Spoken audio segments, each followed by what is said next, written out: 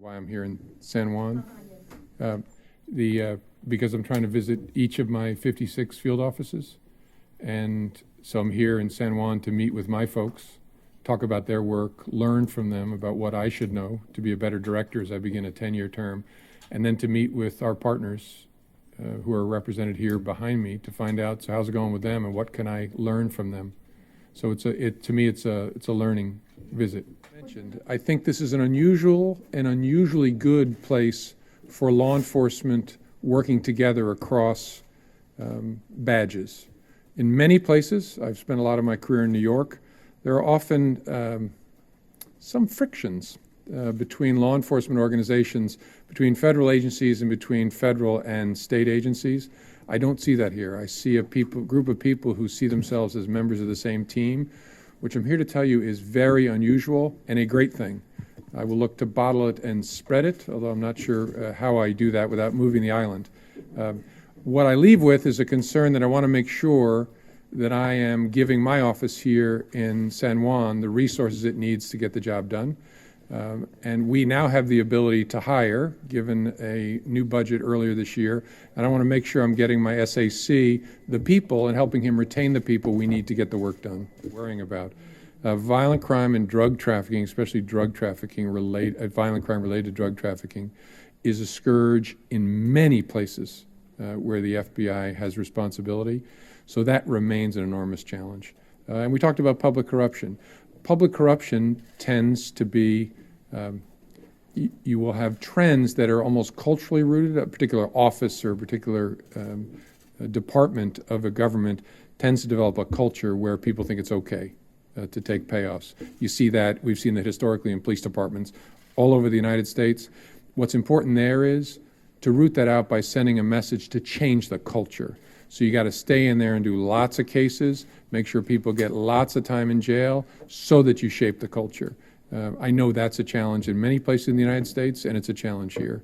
There are lots of we don't lack for opportunities and challenges anywhere where the FBI has jurisdiction, and that's true here as well.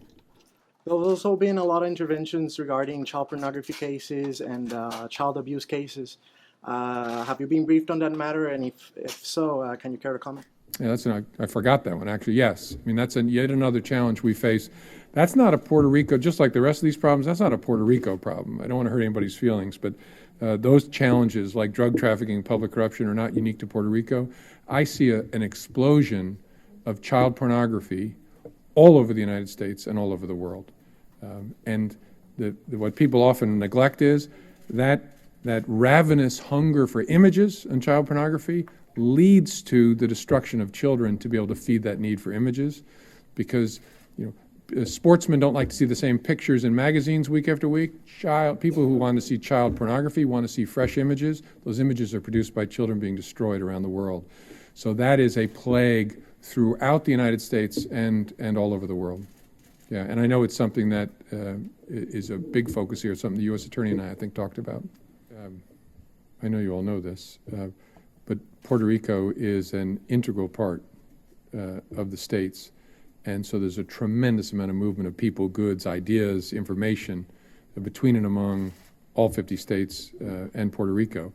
And so criminals are the same, right? Criminals move down, back, communicate, especially try to transship cocaine headed for northern markets through here. So it is criminals increasingly act without regard to borders, right? The bad guys have truly shrunk the world in a lot of ways, and so that pulls all of us tighter together. As you know, San Juan is, especially on the internet, is a microsecond from New York, and that's increasingly where we see crime and criminals communicating and taking place. So I would say we've all become closer together by virtue of the way in which the world has changed. To ask you about some of the high-profile cases that are in Puerto Rico that I know your office has been handling, like the murder of Carlos Muniz Varela, who was killed in the late 1970s. I don't know, what new information, if any, you have on that case. I don't. I think a gentleman over here asked me a similar question, and I gave him a dumb look. You're writing down dumb look? Okay, I'm going to regret saying that, I think. Yeah.